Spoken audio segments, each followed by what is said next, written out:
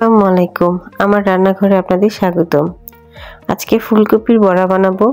তার জন্য আমার প্রথমে একটি কড়াইতে সামান্য লবণ আর হলুদ দিয়ে ফুলকপিগুলো কেটে এভাবে রেখেছিলাম, সিদ্ধ করতে বসিয়ে দিয়েছি। 2-3টা বলক আসলে আমি ফুলকপিগুলো নামিয়ে দিব। এর মধ্যে আমি ফুলকপির জন্য মশলাটা বানিয়ে নিই। প্রথমে আমি 1 কাপ চালের গুঁড়ি, আধা কাপ ময়দা, 1 চামচ চাট মশলা, আধা চামচ হলুদের গুঁড়া, 1 চামচ মরিচের গুঁড়া, আধা চামচ জিরার গুঁড়া, 1 চামচ আদা রসুন বাটা আর পানি দিয়ে এটাকে মিক্সড করে নিচ্ছি।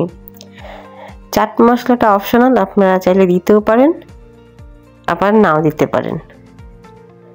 এবার আমি সবগুলো মশলা হাত দিয়ে খুব ভালোভাবে মিশিয়ে নিচ্ছি।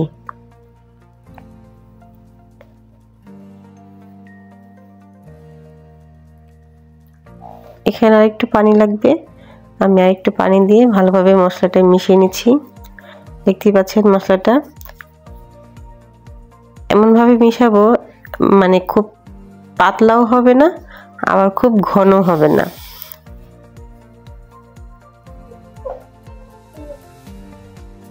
এবার মশলাটা আমি এক সাইডে রেখে দিচ্ছি। এই যে ফুলকপিটা হয়ে গেছে, 2-3টা বলক এসেছে। আমি এবার নামিয়ে ঠান্ডা পানি দিয়ে ধুয়ে নিচ্ছি।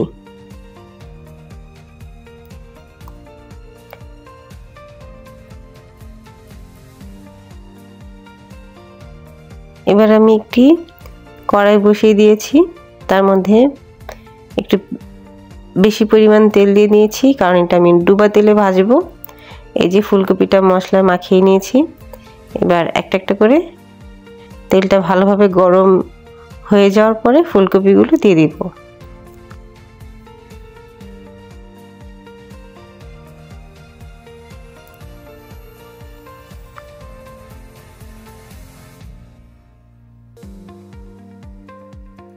এবার এই ফুলকপিগুলো মিডিয়াম আঁচে মচমচা করে ভেজে নিচ্ছি।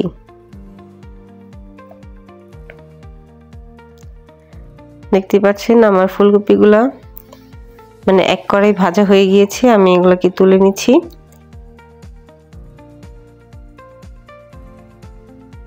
এবার সেম ভাবে আমি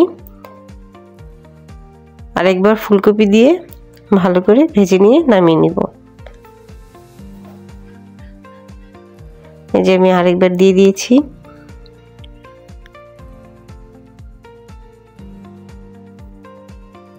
এই ফুলকপির বড়া রেসিপিটা আপনাদের কাছে কেমন লাগলো কমেন্ট করে জানাবেন।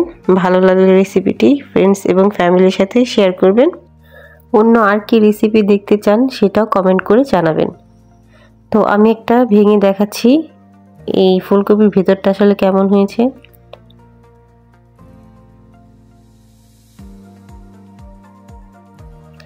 তো ভালো থাকবেন সবাই সবার জন্য দোয়া করবেন। আসসালামু আলাইকুম, আল্লাহ হাফেজ।